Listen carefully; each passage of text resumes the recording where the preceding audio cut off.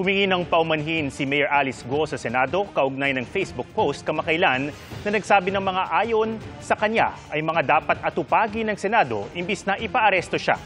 Posible naman siyang sampahan ng co-warrant of petition ng Solicitor General ngayong buwan. Nakatutok si Mav Gonzalez. Binuweltahan ng Senate President Cheese Escudero ang pahayag kamakailan ni Bamban Mayor Alice Go na mag-focus ang Senado sa mga problema tulad ng food shortage at healthcare imbis na bantaan siya ng pag-aresto. Ayon kay Escudero, wala sa lugar si Go na diktahan kung ano ang magiging prioridad ng mga senador. Ngayon, humihingi ng paumanhin si Go sa pamamagitan ng liham sa Senate President. Wala raw siyang intensyong diktahan ng Senado kung ano ang dapat bigyang prioridad. Pero binanggit niyang pagkatapos ng pagdinig ay nagiging sentro siya ng mga negatibong post online. Para raw kasi siyang convicted criminal sa tema ng mga patutsyada ng mga senador. Hindi rin niya aniya magampanan ang kanyang tungkulin bilang Bamban Mayor dahil sa suspensyon. Kung matatandaan, ombudsman ang nagpataw ng suspensyon kay Go. Pero higit pa sa mga puntong yan ang hinahanap ng Senado. Wala pa rin siyang sinabi kaugnay sa pag-attend naman niya ng pagdinig ng Senado at pagsunod, hindi lamang sa subpoena pero sa warrant of arrest. At kaugnay ng pagkakasuspindi niya, pinalitan naman siya ng kanyang vice mayor. Kaya tuloy ang trabaho sa munisipyo ng Bamban ayon kay Escudero. Kaya sana raw, payuhan na siya ng kanyang abogado na humarap sa Senado kung saan titiyakin naman ang kanyang seguridad. Matapos niyang mag-attend at matiyak yung kanyang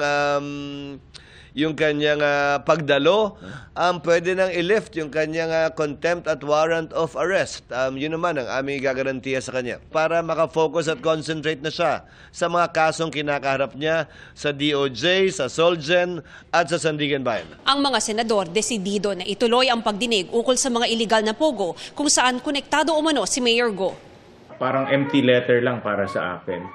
Pero ganoon pa man, tuloy yung aming investigasyon at tuloy yung aming pakikipag-coordinate sa mga enforcement agencies natin. Walang dahilan para hindi magpatuloy yun dahil garantiya din yun na may sasakatuparan ang sinabi ni Pangulong Marcos kahapon sa SONA na banned na ang pogo at magwa-wind down na lamang yung mga nananatiling legal na pogo. Samantala, posibleng sampahan ng Office of the Solicitor General ng co-warrant of petition si Go ngayong buwan. Ni-incorporate na lamang namin yung mga new evidence that turn up dun sa Senate inquiry.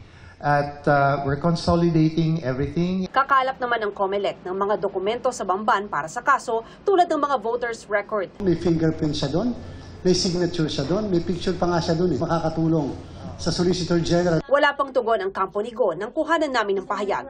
Para sa GMA Integrated News, Mav Gonzalez, nakatutok, 24 oras.